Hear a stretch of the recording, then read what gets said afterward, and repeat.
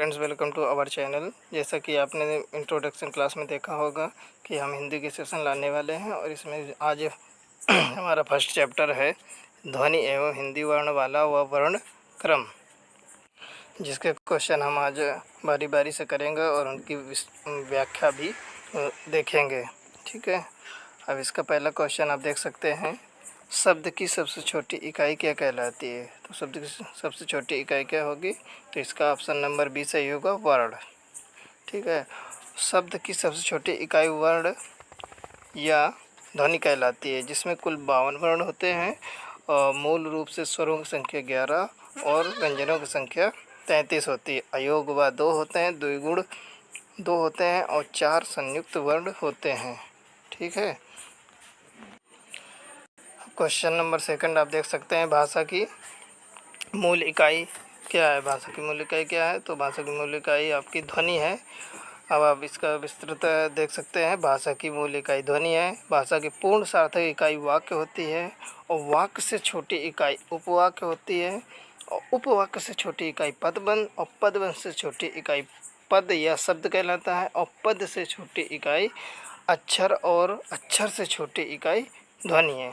तो इस प्रकार आप देख सकते हैं कितना अच्छा इसमें विश्लेषण दिया गया है।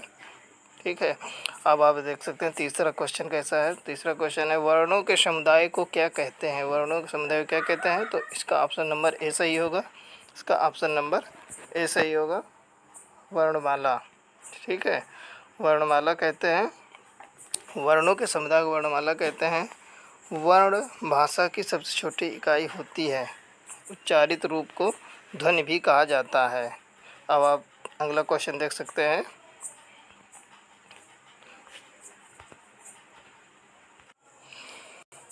वर्णमाला किसे कहते हैं, तो इसका ऑप्शन नंबर डी सही होगा। व्यवस्थित वर्ण समूह को वर्णमाला कहते हैं। हिंदी वर्णमाला में कुल 52 वर्ण हैं, जिसमें स्वरों की संख्या 11 और मूल व्यंजनों की संख्या 33 है। ठीक है, अब अगला क्वेश्चन है, हिंदी भाषा की कुल वर्ण लिपियाँ हैं, यानी कि हिंदी भाषा की कुल वर्ण लिपियाँ कितनी हैं, तो सी ऑप्शन इसका सही होगा, 52। तो इसमें भी देख सकते हैं स्वर 11 है, यानी कि कुल लिपियों की संख्या 52 है। अगला क्वेश्चन है, हिंदी में ध्वनियाँ कितने प्रकार की होती हैं, तो इसका ऑप्शन नंबर ए सही होगा, यानी कि 2 प्रकार की ध्वनियाँ होती हैं, एक स्वर तो दूसरा व्यंजन। ठीक है, वर्णों के कितने भेद होते हैं, तो इसका ऑप्शन क्या सही होगा, इसका भी ऑप्शन सी सही होगा, 2। और इनकी जो व्याख्या दी गई है, तो उपयुक्त क्वेश्चनों में इनकी व्याख्या दी जा चुकी है, इसीलिए यहाँ पे इसकी अलग से व्याख्या नहीं दी गई। अब अगला क्वेश्चन देखते हैं, जिनका उच्चारण स्वतंत्रता से होता है और जो स्वतंत्र जो व्यंजन के उच्चारण में सहायक होते हैं उसे कहते हैं, तो इसका ऑप्शन क्या सही होगा, इसका ऑप्शन नंबर बी सही होगा, स्वर कहते हैं। इसका ऑप्शन नंबर बी सही होगा, स्वर।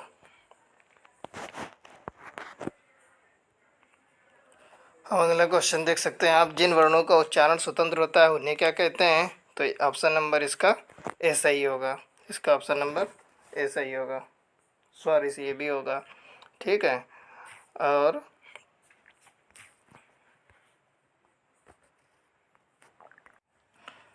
इसकी व्याख्या देख सकते हैं, जिन वर्णों का उच्चारण स्वतंत्र होता है उन्हें स्वर कहते हैं और जो स्वरों की सहायता बोलते हैं उन्हें व्यंजन कहते हैं। शुद्ध और स्थायी रूप को निश्चित करने के लिए आवश्यक नियमबद्ध योजना को व्याकरण कहते हैं तथा भाषा का क्षेत्रीय रूप बोली कहलाता है। ठीक है, अब अगला आप क्वेश्चन देख सकते हैं, इसमें हिंदी वर्णमाला में स्वरों की संख्या है, रिक्त स्थान की पूर्ति करें, तो इसका ऑप्शन नंबर ऐसा ही होगा, 11 होते हैं। अगला क्वेश्चन है, निम्नलिखित में कौन स्वर नहीं है, तो इसका ऑप्शन नंबर डी सही हो जाएगा। इसका ऑप्शन नंबर डी सही हो गया। जो तो स्वर नहीं है, यह व्यंजन वर्ण है जो पा वर्ग का पंचमाक्षर है। ठीक है, अब अगला क्वेश्चन आप देख सकते हैं, कौन स्वर नहीं है, तो इसका भी ऑप्शन नंबर डी सही होगा, बा। बा जो है तो स्वर नहीं है, यह स्पर्श व्यंजन है, पा वर्ग का तृतीय व्यंजन जिसका उच्चारण स्थान ओष्ठ है। अब अगला क्वेश्चन देख सकते हैं, निम्नलिखित में से कौन सा मूल दीर्घ स्वर नहीं है? तो इसका ऑप्शन नंबर बी डी सही होगा। ये मूल स्वर नहीं है। ठीक है। अब इसका आप विस्तृत व्याख्या देख सकते हैं कि स्वरों का वर्गीकरण 3 प्रकार से किया गया है। ह्रस्व स्वर, दीर्घ स्वर, संयुक्त स्वर। आप देख सकते हैं 11 जो स्वर होते हैं उनको 3 भागों में वर्गीकृत किए गए हैं, ह्रस्व, दीर्घ, संयुक्त स्वर। तो ह्रस्व स्वर कौन कौन से होते हैं? आ, ई, उ, री। इन्हें मूल स्वर भी कहते हैं। अब देख सकते हैं दीर्घ स्वर कौन से होते हैं? तो छोटा आ मतलब दो समान मूल स्वरों के योग से निर्मित स्वर दीर्घ स्वर कहलाते हैं। यानी कि छोटा आ प्लस छोटा आ मिलके बड़ा आ बनता है तो दीर्घ हो जाएगा। छोटी प्लस छोटी ई मिलके बड़ी बनता है। छोटा ऊ प्लस छोटा ऊ बड़ा हो जाता है। यानी कि समान होने चाहिए दोनों। संयुक्त स्वर क्या होते हैं? दो असमान स्वर परस्पर जुड़ते हैं तो उनके योग से संयुक्त स्वरों का निर्माण होता है। यानी कि असमान छोटा आ प्लस छोटी ई मिलके ए बनता है, छोटा आ प्लस ए मिलके आई बनता है, छोटा ऊ प्लस छोटा आ मिलके ओ बनता है और छोटा आ प्लस ओ मिलके संयुक्त मतलब ओ बनता है। ओके, इस प्रकार से संयुक्त स्वर बनते हैं। अगला क्वेश्चन है, निम्न में दीर्घ स्वर है तो इसमें निम्न में दीर्घ स्वर कौन सा है? तो इसका ऑप्शन नंबर बी होगा, यानी कि दीर्घ स्वर है। अगला क्वेश्चन देख सकते हैं, निम्नलिखित में से दीर्घ स्वर कौन सा है? तो इसमें दीर्घ स्वर ए ऑप्शन सही है। इसका ए ऑप्शन सही होगा। इसका दीर्घ स्वर बड़ा आ है। अगला क्वेश्चन देख सकते हैं, निम्नलिखित में से कौन सा संयुक्त स्वर है? इसमें संयुक्त स्वर कौन सा है? इसका ऑप्शन नंबर डी सही होगा। इसका संयुक्त स्वर ए, ऐ, ओ, औ है। अब अगले क्वेश्चन में देख सकते हैं, मात्रा के आधार पर स्वर कितने प्रकार के होते हैं? मात्रा के आधार पर स्वर कितने प्रकार के होते हैं? तो इसका ऑप्शन नंबर बी सही होगा। मात्रा के आधार पर स्वर जो होते हैं 3 प्रकार के होते हैं। ऑप्शन नंबर इसका बी सही होगा। स्वरों के 3 भेद होते हैं, ह्रस्व स्वर, दीर्घ स्वर, ह्रस्व दीर्घ स्वर और प्लुत स्वर। ठीक है, तो इस प्रकार से मात्रा के 3 स्वर होते हैं। अगला क्वेश्चन देख सकते हैं, वर्ण तालिका के अनुसार ह्रस्व, दीर्घ और प्लुत क्या है? तो इसका ऑप्शन नंबर ए सही हो जाएगा। स्वर स्वर ध्वनि के प्रकार हैं। स्वर ध्वनि के कितने प्रकार हैं?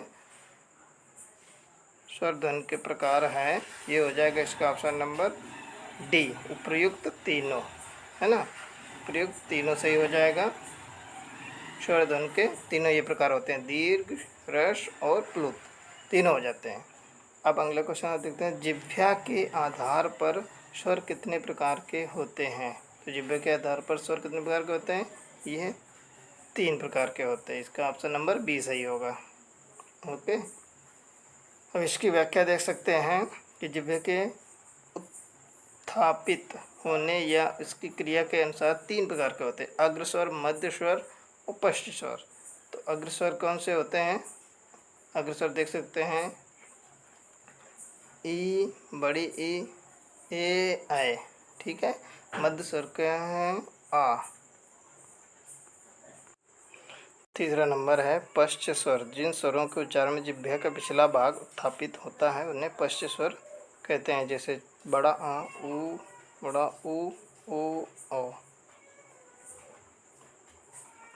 नेक्स्ट क्वेश्चन है, अर्धविवृत स्वर है। अर्धविवृत स्वर कौन से हैं? तो इसका ऑप्शन नंबर बी सही हो जाएगा, ऐ। यह अर्धविवृत स्वर है। तो इसका विस्तृत व्याख्या आप देख सकते हैं, मुख द्वार के खुलने के आधार पर स्वर 4 प्रकार के होते हैं, विवृत, अर्धविवृत,